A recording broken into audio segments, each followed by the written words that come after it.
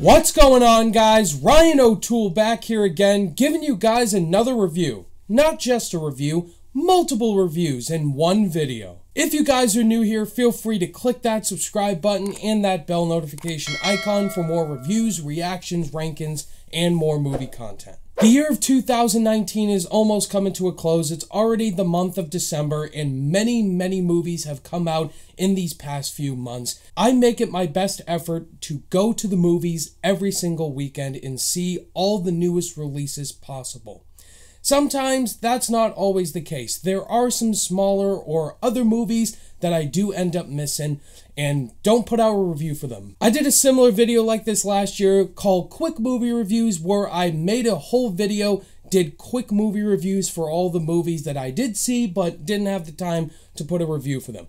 Like for instance, Jojo Rabbit, which is in this video, didn't have a screening for that. It was nowhere playing in my area, and so I saved it for this video. So, I know many of you guys in the comment section are asking me, why haven't I reviewed this? Why haven't I reviewed this movie?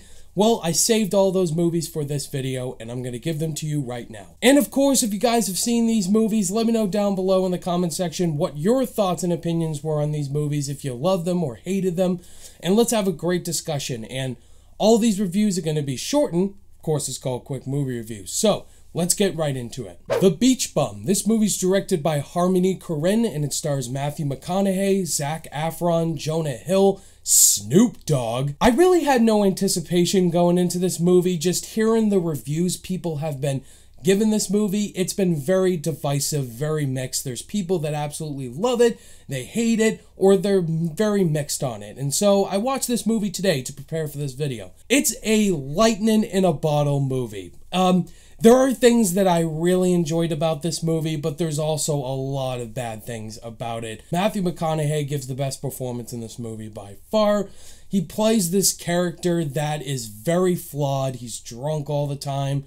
And there's other actors. Zac Efron shows up, Jonah Hill, Isla Fisher, Snoop Dogg has a big part in this movie. Matthew McConaughey's main character's name is Moondog, so hearing that, just, you know what you're gonna get into in this movie. It's about alcoholism, drugs, partying. The best thing I really enjoyed about the movie is the cinematography. It's very well shot. Love the beach shots and the boat shots in the film. Matthew McConaughey is over the top, but in the end, I didn't really enjoy the story directions. I thought it was very predictable and just not that funny. I didn't find it as funny like everybody else did, but still not an awful movie, but not a film I'm not going to see myself watching again. On my rating scale, I'm going to give The Beach Bum a 2 out of 5 stars. Klaus is the newest Netflix Christmas movie that came out most recently, and I saw Klaus last night, and I really enjoyed the movie. I thought it was very clever, very cute, and actually pretty emotional. The film really is about this character named Jesper, who's this male guy, and he gets sent to this place by his father, who's this very rich guy, and he has to try to better himself, writes 6,000 letters, and he comes across Santa Claus, who's voiced by J.K. Simmons, and Jesper, this character all around, has to learn how to get better and to work with people more and to better himself. But once he does this job, he really enjoys it and he doesn't want to go back home. And I just really enjoyed this movie with the characters. Jason Schwartzman as the voice of Jesper, and Santa Claus. He really does have an emotional backstory as to why he is. It's not a perfect movie all around. I felt the pacing dragged a little bit, and there are some story arcs I wanted them to dive into more. But still, I really enjoyed how this kind of felt like a prequel to Christmas and how it sets it up. The animation is also really unique about it. It's very weird when I first saw it, but I still really enjoyed it. And Joan Cusack plays an over-the-top villain, which is also a plus. On my rating scale, I'm going to give Klaus a 3.5 out of 5 stars. Motherless Brooklyn is Edward Norton's directorial debut, and it stars him as well as Bruce Willis and Willem Dafoe, and this movie's based on a novel. I was really anticipating this movie. Edward Norton plays this guy who has this disability where he makes these little side jokes off to the side, and he's dealing with all these different types of people in the movie, like Bobby Cannavale, and I really enjoyed how the movie went in certain directions, the storylines, and the different cases they had to follow with certain characters. It really reminded me of a throwback Sherlock Holmes movie, just the plot line, the cinematography, and the story. It's a murder mystery, different characters, you may suspect who it could be, and there's just a lot of charismatic crime performances from Alec Baldwin as well. It really dives into the mysterious vibes of where characters are going. There's a lot of plot points that go in certain directions, and it really drags the second act of the film down. That's where it doesn't get as interesting. And the first act of the movie I had a little issue with as well. It kind of shocked me by how much I didn't really like where the movie was going, just because I enjoyed someone in this film and he was marketed heavily. But still, Motherless Brooklyn had a really cool concept. I really enjoyed Edward Norton playing this guy with this syndrome, and it's very mysterious. On my rating scale, I'm going to give Motherless Brooklyn a 3 out of 5 stars. 21 Bridges is produced by the Russo brothers. A lot of people think they directed this movie, but they're the producers in the marketing. And the movie stars Chadwick Boseman and some other great actors like J.K. Simmons, Keith David, Stephen James, etc., etc. And the movie follows this detective played by Chadwick Boseman after the death of his father, who was also a cop. He becomes a detective, and he's solving this case involving these two cop killers, and he's chasing them down. I thought 21 Bridges was average, like just how the movie was marketed. It felt like that very stereotypical cop movie, and it's directed by a TV guy, and Chadwick Boseman was great. Chadwick Boseman is really gritty as this character. He takes the movie seriously, and the way he played this character seemed like it fit his shtick. J.K. Simmons as well was great, and Keith David. My favorite character in this movie was Stephen James's character. He was in If Beale Street Could Talk. I really liked him in that. And in here, his character was the most interesting, and that was the biggest issue. They didn't really dive into it fully with his character. It tries to pull the rug under you, make you think you're not going to see certain things coming, and it didn't fully land the helicopter properly. And I felt like this movie could have been really good if they just dived into things that didn't make sense about the final act, because the first act was the most interesting, and it just ended up being very stereotypical and blah. On my rating scale, I'm going to give 21 Bridges a 2.5 out of 5 stars. The King, starring Timothée Chalamet, Robert Pattinson, Joel Edgerton, Sean Harris, Lily Rose Depp, and Ben Mendelsohn. This movie is a long fantasy epic. It's 2 hours and 20 minutes long, and what did I think of The King? I thought it was a really interesting epic, but at the same time, very bland in what it was trying to tell. Timothée Chalamet is the best part of this movie. I really liked him as King Henry, the new king that comes to rise after his father dies, and he takes on the role of King of England, and he has to deal with the things his father left for him. I thought Timothée Chalamet was really great. He's a great actor all around in his performance, his anger and emotions he's had throughout his life.